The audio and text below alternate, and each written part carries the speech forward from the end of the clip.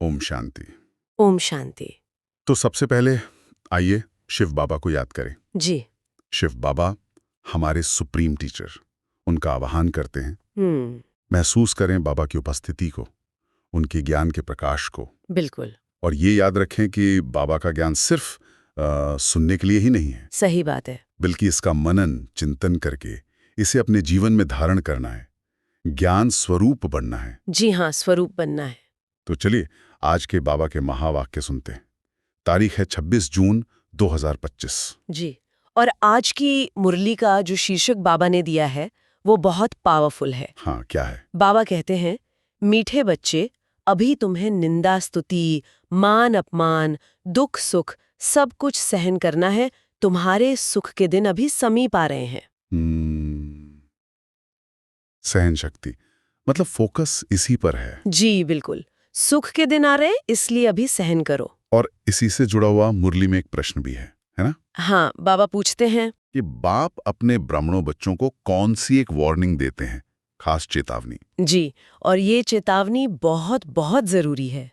शिव बाबा मुरली में कहते हैं, बच्चे कभी भी बाप से रूठना नहीं। बाप से नहीं रूठना? हाँ, अगर बाप से रूठेंगे तो समझो सदगति से ही रूठ जाएंगे। ओहो। बाबा वार्निंग देते हैं, रूठने वालों को बड़ी कड़ी सजा मिलेगी। और सिर्फ बाप से ही नहीं, आपस में या मान ला ब्राह्मणी से भी रूठे अच्छा, तो फूल बनते बनते कांटा बन जाएंगे। इसलिए बाबा कहते हैं, बहुत बहुत खबरदार रहो। ये तो बहुत बहुत गहरी बात है। मतलब बाप से रूठना मतलब अपनी ही मंजिल से रूठ जाना। बिल्कुल, अपनी ही तकदीर से। और मुरली में आज गीत का भी जिक्र है। हाँ, गीत है, धीरज धर मनुआ।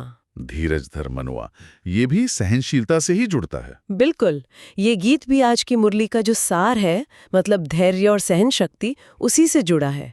जैसे बाबा ने कहा ना शुरू में कि अभी निंदा स्तुति मान अपमान दुख सुख सब सहन करना है, क्योंकि सुख के दिन सतयुग वो बिल्कुल नजदीक है। हाँ, समीप आ रहे हैं। जी, ये जो जन जन्मांतर के दुख का हिसाब किताब है ना, हाँ। वो अब समाप्त होने का टाइम है। अच्छा, तो ये वो समय है जब दुख का पार्ट पूरा हो रहा है जी, और सुख का पार्ट शुरू होने वाला है, पुरुषोत्तम संगम युग। बिल्कुल, संगम का समय। और जो इस ड्रामा की गहराई को पूरी तरह नहीं समझते ना, उन्हें फिर छोटी छोटी बातों में भी दुख महसूस होता रहता है, किसी न किसी बात में। हाँ, जैसे बाबा ने उदाहरण भी दिया है शायद। जी, दिया है।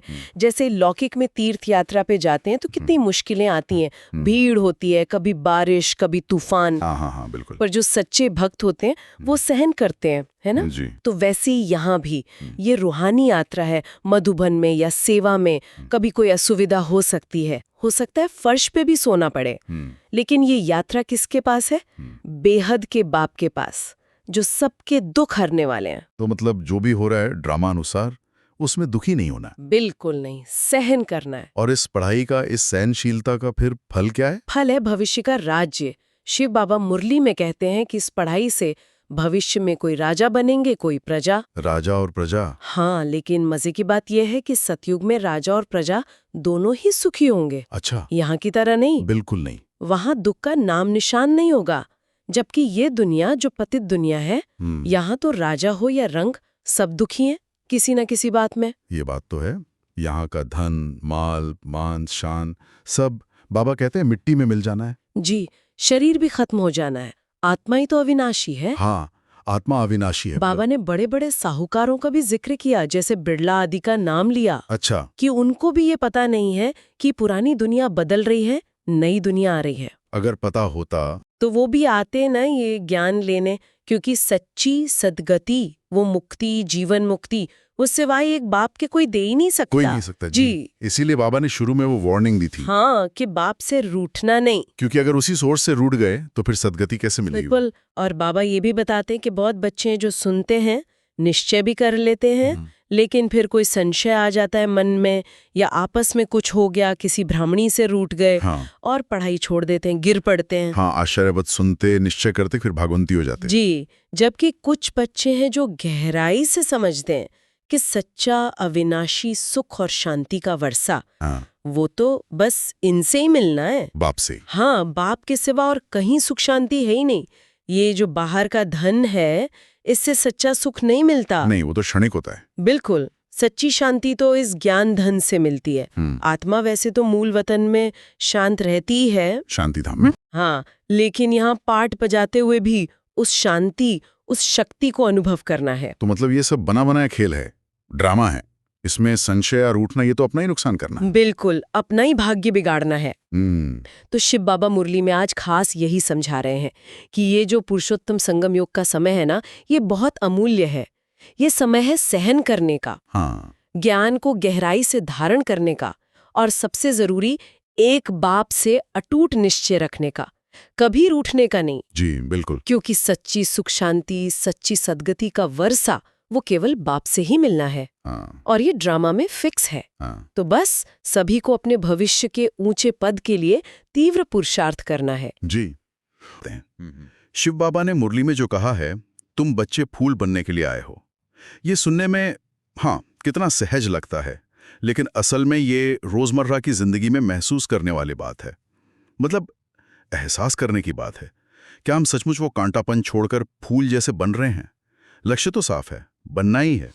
बिल्कुल, और ये बदलाव ही तो आप कह सकते हैं इस रास्ते की खासियत है। पूरी मुरली इसी एक लक्ष्य की तरफ इशारा करती है, हमें याद दिलाती रहती है। लेकिन हाँ, ये रास्ता एकदम सीधा नहीं है, इसमें मोड़ भी हैं, मुश्किलें भी। हाँ बिल्कुल। और मुरली उन मुश्किलों के बारे में भी बताती है जो आती हैं। जैसे कई बार किसी के मन में कोई शक पैदा हो जाता है, या फिर दूसरों को देखकर अटक जाते हैं, अरे फलाना तो ये कर रहा है, वो तो ऐसे चलता है। हाँ, और बस इसी चक्कर में रूठ कर बैठ गए ज्ञान सुनना। हमसे यानी खुद को बदलने की प्रक्रिया से भटका देता है। हम बाहर उलझ जाते हैं और अंदर का काम वो रुक जाता है। ये समझना बहुत जरूरी है कि बाहरी दुनिया का असर हमारी अंदरूनी यात्रा पर कैसे पड़ता है। और इसी सिलसिले में शिव बाबा की एक चेतावनी है मुरली में, जो बहुत बहुत गंभीर लगती है। बाबा कहते हैं, और सबसे तो भले रूठो, लेकिन एक बाप से कभी नहीं रूठना। ये सिर्फ सलाह नहीं, ये तो एक तरह की वार्निंग है। मुरली में यहां तक कहा गया है कि ऐसा करने पर सजाएं बहुत कड़ी मिल सकती हैं। ये चेतावनी वाकई बहुत गंभीर है। देखिए, बाप से रूठना मतलब सीधे सीधे अपने लक्ष्य से, अपनी मंजिल से कनेक्शन काट देना। हाँ, और दिलचस्प बात यह है कि मुरली में गर्भ में मिलने वाली सजाओं का भी जिक्र आता है। हाँ, और ये भी बताया गया है कि ये सब कैसे अनुभव होगा, साक्षात्कार के जरिए। वाह। यानी ऐसा नहीं कि बस बता दिया और हो गया, बल्कि उसका पूरा अनुभव, उसका एहसास कराया जाएगा। बिना साक्षात्कार के सजा का अनुभव हो नहीं सकता, ऐसा मुरली कहती है। अच्छा, तो ये सजा सिर्फ कोई काल्पनिक डर नहीं, बल्कि एक अनुभव है जो आत्मा को महसूस करना पड़ता है। और मुरली में ये भी आता है कि इस जीवन में जो गलतियां की हैं उनका भी साक्षात्कार होगा। हाँ, बिल्कुल, मुरली कहती है कि ये सब याद दिलाया जाएगा, यहाँ तक कि ये भी दिखाया जाएगा कि कैसे। और ये मुरली का सीधा वाक्य है, तुमने पढ़ते पढ़ते आपस में लड़ झगड़ कर रूठ कर पढ़ाई छोड़ दी थी। बाप रे। सोचिए, वो आपसी मनमुटाव, वो छोटी छोटी बातें जिनके कारण हमने रास्ता छोड़ दिया, वो भी सामने आएंगी। ये तो बड़ी गहरी बात है।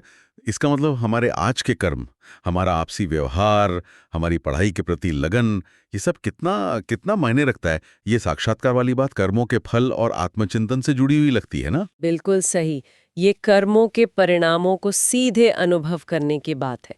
साक्षात्कार यूं समझिए कि एक तरह से आईना है जो दिखाता है कि हमारे किस काम का क्या नतीजा हुआ।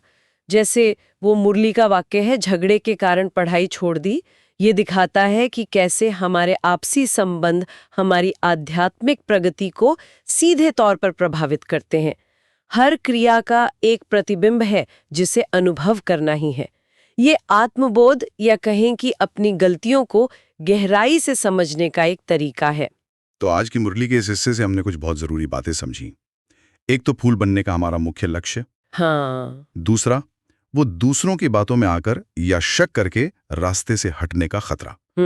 और तीसरा, सबसे अहम, किसी भी हालत में बाबा से यानी अपने स्रोत से कनेक्शन नहीं तोड़ना। बिल्कुल। और आखिर में ये साक्षात्कार वाली बात कि कैसे हमारे कर्मों का हिसाब हमें अनुभव के रूप में वापस मिलता है। बिल्कुल, मुरली की ये बातें हमें याद दिलाती हैं कि इस रास्ते पर टिके रहना कितना जरूरी है।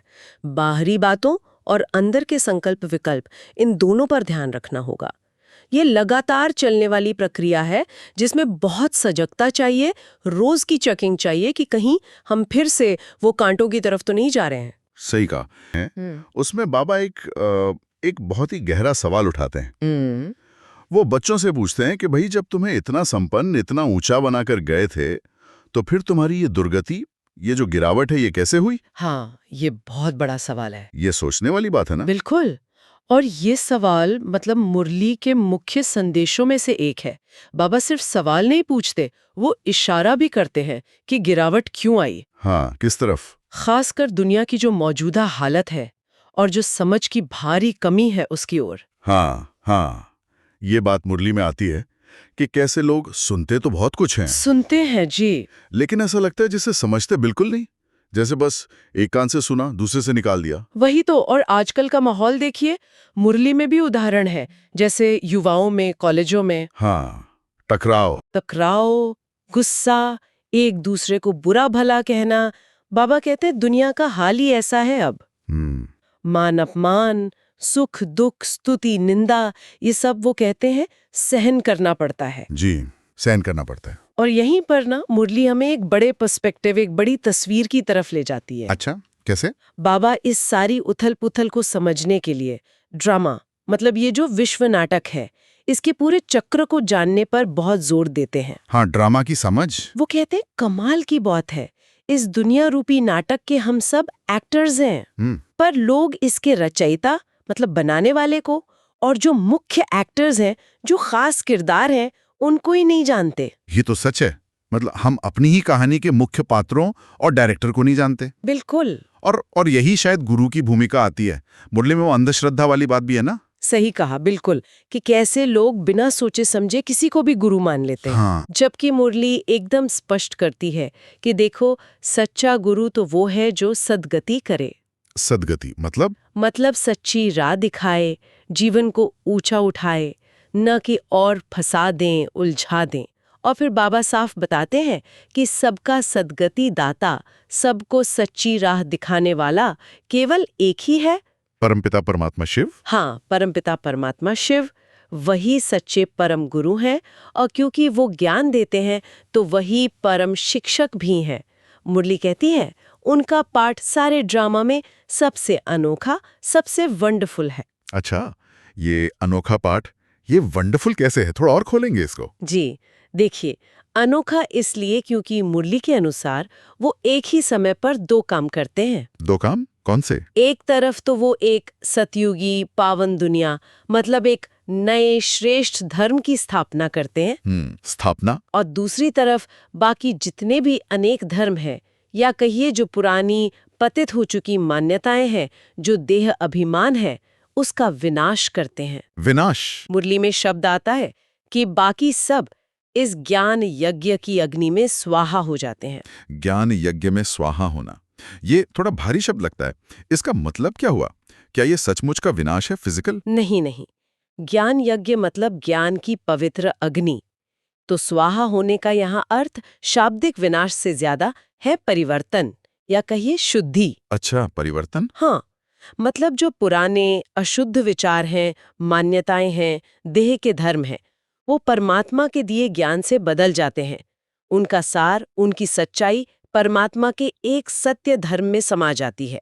इसीलिए शिव बाबा खुद को कालों का काल भी कहते हैं। कालों का काल यानी समय के चक्र को बदलने वाले, पुरानी दुनिया को नई दुनिया में परिवर्तित करने वाले महाकाल। तो ये स्थापना और परिवर्तन, दोनों भूमिकाएं एक साथ निभाना, यही उनके पाठ को वंडरफुल बनाता है। समझ गया। स्थापना भी और परिवर्तन भी, और दोनों एक ही शक्ति द्वारा। वाह! ये जानना कि हम एक इतने बड़े ड्रामा का हिस्सा हैं और एक रचयिता है जो सब जानता है, इससे तो बहुत राहत, बहुत खुशी मिलनी चाहिए। बिल्कुल, मुरली यही कहती है कि जो बच्चे, मतलब बाबा के जो अनुयायी हैं, वो जब इस सृष्टि चक्र के आदि, मध्य और अंत को जान लेते हैं, शुरुआत, बीच और आखिर, पूरा साइकिल को। हाँ, पूरे साइकिल को, तो उन्हें अपार खुशी का अनुभव होता है। वो जानते हैं कि ये चक्र कैसे घूमता है, कैसे सुख के बाद दुख और फिर दुख के बाद सुख आता ही है। जबकि बाकी दुनिया के लोग जो ये रहस्य नहीं जानते वो बस नेति नेति कहते रहते हैं। नेति नेति मतलब ये भी नहीं वो भी नहीं, वो रचना और रचयिता की पूरी कहानी को समझ ही नहीं पाते। और ये समझ मुरली कहती है केवल परमपिता परमात्मा ही दे सकते हैं। लेकिन एक सवाल उठता है, अगर ये ज्ञान इतनी खुशी देता है तो फिर जीवन में इतनी मुश्किलें क्यों आती हैं? इसका भी जिक्र है मुरली में। हाँ बिल्कुल है। यहीं पर माया का जिक्र आता है। अच्छा। माया बताती है कि ज्ञान मिलने के बाद भी माया यानी जो 5 विकार हैं, काम, क्रोध, लोभ, मोह, अहंकार, हाँ 5 विकार, और जो दूसरे दुनियावी आकर्षण हैं, उनका सामना तो करना पड़ता है। यही माया है जो खुशी के अनुभव में रुकावट डालती है, जो इस ज्ञान के रास्ते पर मुश्किलें खड़ी करती है। तो मतलब ज्ञान समझना एक बात है और उसे जीवन में धारण करके माया पर जीत पाना वो दूसरी बात है, वो पुरुषार्थ है। तो आज की मुरली के इस भाग से हमने परमात्मा की इस अनोखी दोहरी भूमिका को समझा, स्थापना भी और परिवर्तन भी। जी। साथ ही सृष्टि चक्र यानी ड्रामा को जानने का महत्व और सच्ची समझ और अज्ञान के बीच का जो गहरा फर्क है वो भी देखा। और ये भी समझा कि ज्ञान का ये रास्ता एकदम आसान नहीं है। खुशी और समझ तो है, पर साथ साथ माया की चुनौतियां भी हैं। हाँ। ये एक निरंतर चलने वाली यात्रा है जिसमें ज्ञान को जीवन में उतारना है और अपनी आंतरिक शक्तियों को जगाना है। बिल्कुल। और जैसा आपने कहा, ये यात्रा है। मुरली का ये हिस्सा यहीं खत्म नहीं होता। नहीं, बिल्कुल नहीं। इसमें और भी गहरे राज छिपे हैं। तो मुरली के इस अगले हिस्से में शिव बाबा कुछ बहुत गहरे सवाल उठा रहे हैं। ऐसा लग रहा है जैसे वो बच्चों की जो अभी की स्थिति है और दुनिया के जो हाल हैं उस पर रोशनी डाल रहे हैं। चलिए इसको जरा खोलकर समझते हैं। हाँ बिल्कुल।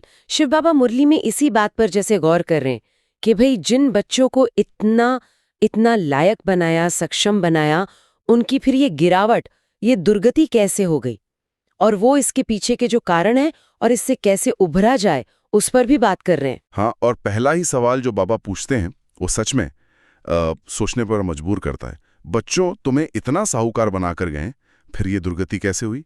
ऐसा क्यों है कि सुनते तो हैं पर शायद समझते नहीं या धारण नहीं करते? बिल्कुल।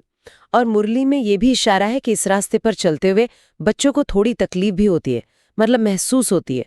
जीवन में सुख, दुख, मान, अपमान, स्तुति, निंदा, ये सब आते रहते हैं, और बाबा कहते हैं कि इन्हें सहन करना सीखना है।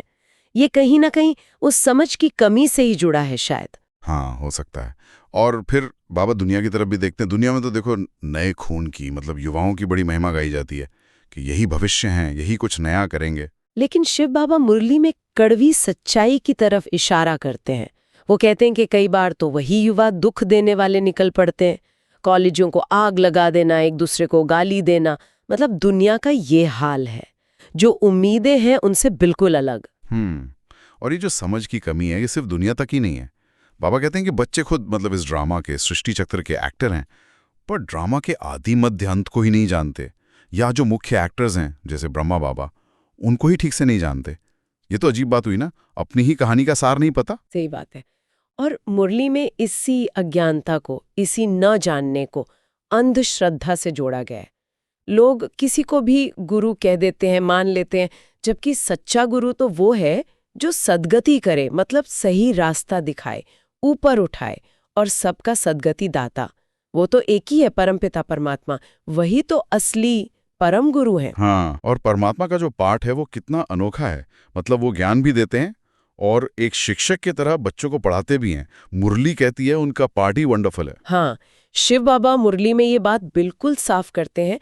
वो एक तरफ तो सत्य धर्म की स्थापना करते हैं, और दूसरी तरफ जो बाकी सब अनेक धर्म है, मतलब अनेक मत मतांतर और उनसे जुड़े जो विकर्म है, उनका विनाश भी करते हैं।